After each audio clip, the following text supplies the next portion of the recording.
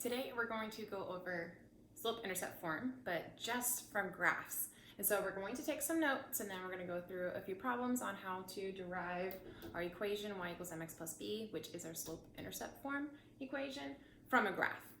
I try to color code as best as I could so you guys can see that literally it's in the title what it is. Slope applies to our m, and then the intercept applies to our b, which is our y-intercept, where it is a line across the y-axis. I do have two different graphs drawn here because these are the graphs that you're going to see most often on worksheets, on tests, in class, just in real life. You're going to see these two most often. This graph is just in quadrant 1 out of our entire coordinate plane. Since it does go through the origin, which we know to be 0, 0, it is proportional. And our equation is y equals kx in 7th grade, but since we're all moving on to 8th grade, it'll be y equals mx plus b, but b equals 0, so you're not going to have anything because our y-intercept is 0, is the origin, so you don't ever write the plus b part. That's what we call proportional, and you guys know that. This is a graph of the entire coordinate plane. It is a negative line because it is going down. It's what we call non-proportional, considering it does not go through the origin, which is why we do have that plus b at the end of our equation, because we do begin somewhere else on the y-intercept. So this one would begin at 2, so I would have plus 2 there.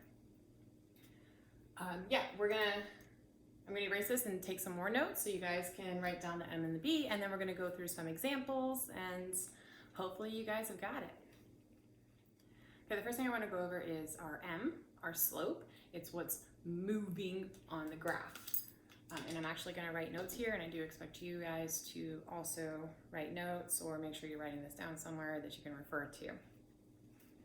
It is always going to be our rise over our run. And so you're going to see when we go through these examples, I'm going to count how many I'm rising or falling if it's negative, and then I'm going to put that over my run. It is what's moving on the graph. M for moving, movement. Our B is our y-intercept, and is where you begin on the graph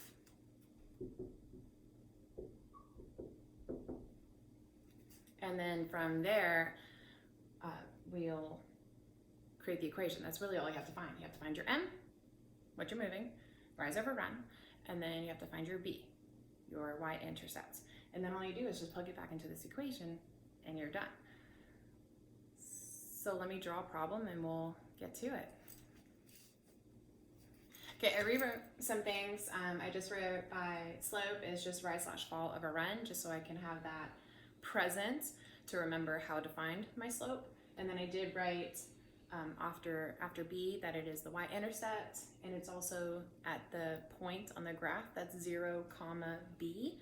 So whatever y is when x is 0 is your y-intercept. So the first thing, whenever you're looking at a graph to find your slope, I always find 2 pretty points. And usually I like to make make the y-intercept one of the pretty points, because you need to find that anyway. So in this case, just for the sake of teaching this, I am not going to use my y-intercept because we can all see that it is at the origin. So I actually already know that b equals 0. So I'm actually already going to knock this guy out and put 0. So with this one, since it's proportional, all you have to do is find the slope. So I am on usually with your papers and your tests and stuff we do in class, they're on grids, and that's what we mean by pretty points. You're going to find where it crosses on the grid at a pretty point, something that's easy to find. Now clearly I'm doing this on a window, so it's a little bit more difficult, but I'm sure you guys get what I'm saying. So I have a pretty point here at 3, 4. And then I have another pretty point, it looks like, at 6, 8. Once you get this, I always like to do the rise first. since that's the one that goes on top, just to keep my brain organized, keep things in the same order they need to be. Since rise is on top, I'm gonna do rise first, and then since run is on bottom, I'm gonna do run second. So I'm gonna see how much I'm rising. So it looks like I'm rising 2 points. However, we need to look at our intervals here and notice that I'm not just moving twice, I'm actually moving 4. So I'm going up 4 units. So I'm gonna put +4. That's my rise. Then I'm looking at my run. How many units am I running? Well, to get from 3 to 6, I would need to run 3 units. So +3. So now I'm thinking, what is my rise over my run? Well, my rise is 4, my run is 3. You guys know that for me, actually for all math teachers everywhere, you have to simplify/reduce whatever fraction ratio you have.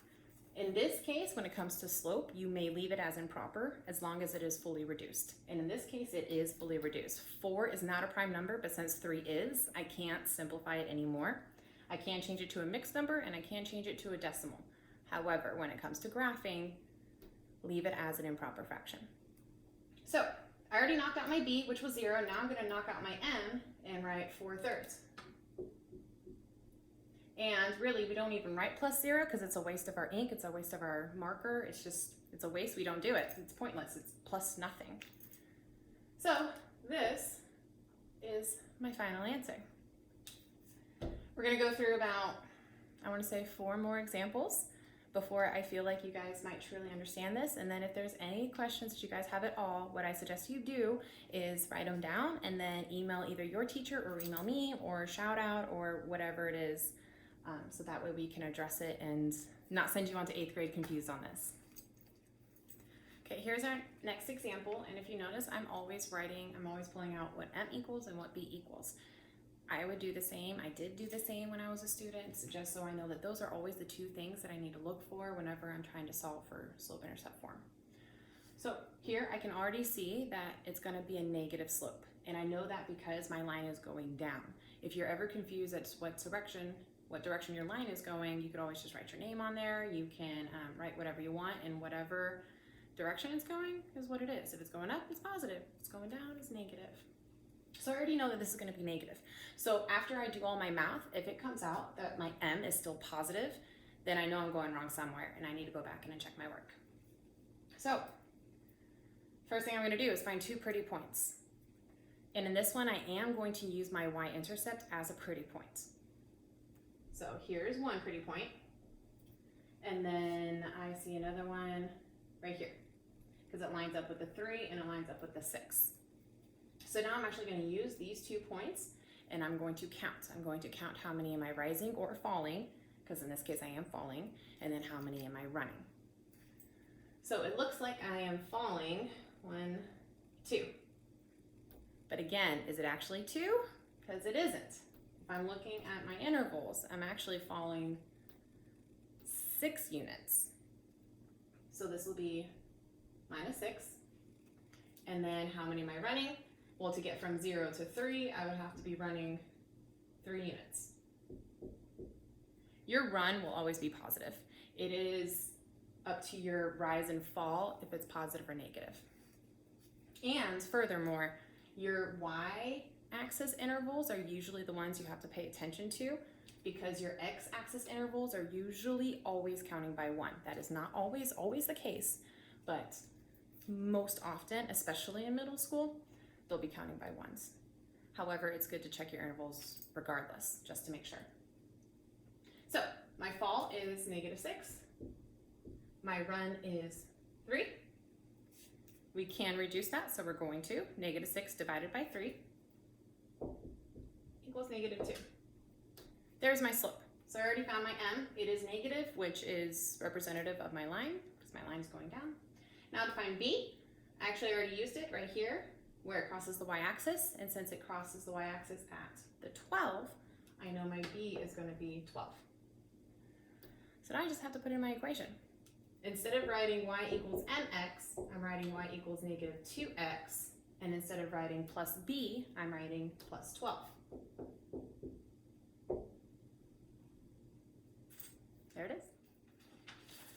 So now we have an example of a full coordinate plane with all 4 quadrants there, not just in the first quadrant, so that way we can get used to looking at the whole thing, because you know you're going to have questions on the entire coordinate plane. So first thing I'm going to do, pull out my M, pull out my B. Now, already looking at the graph, I know 2 things. I know that it is a positive, so I should have a positive slope, and I know that it is proportional. Therefore, I should not have a B because it goes through the origin, so it's going to be 0. So the only thing here I have to find is my slope. I am going to find 2 pretty points, and in this case I'm going to use the origin because it's right there, it's easy to find, I already found it.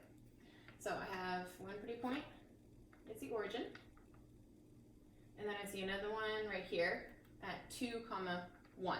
So, sorry I didn't label these, they're counting by ones.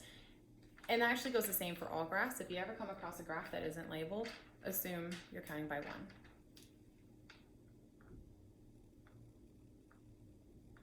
Okay, now that I have my 2 pretty points, I'm going to count. I'm going to count how many am I rising.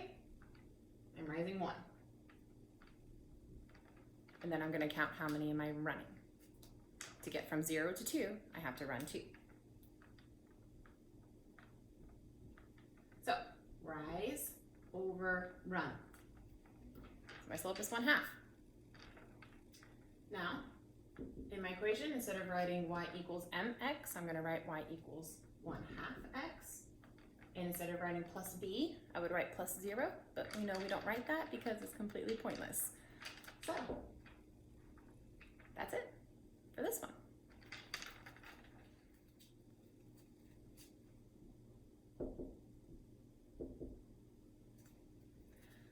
Already looking at this, I know that it is positive and it is non-proportional. So I'm going to look at my pretty points. Oh, and one thing, if you guys noticed, my y-axis intervals are different. They're not counting by ones, and my x-axis intervals are also not counting by ones. So when I'm finding my rise over my run, I will make sure that I am paying attention to that to make sure I have the right slope. So here, when it comes to my pretty points, I'm just going to use where it crosses both axes. So since it crosses the y-axis, which is my b, it crosses it at -40. I already know that my b is going to be -40.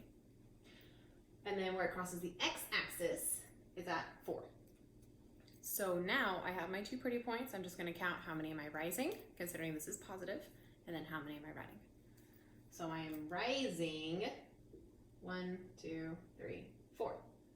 But looking at my intervals, I'm not just rising 4, I'm actually rising 4D. So plus 40. Because also think, how do you get from -40 to 0? Well, you add 40 plus 40. Then I'm going from 0 over 2 units, but again, paying attention to my x-axis intervals. I'm not just going over 2 units, but to get from 0 to 4, I'm moving 4 units. So my rise is 40 over my run of 4. You can reduce this. Now that I have my m and b, I'm going to plug them into my equation, and I'm done. So y equals 10x minus 40.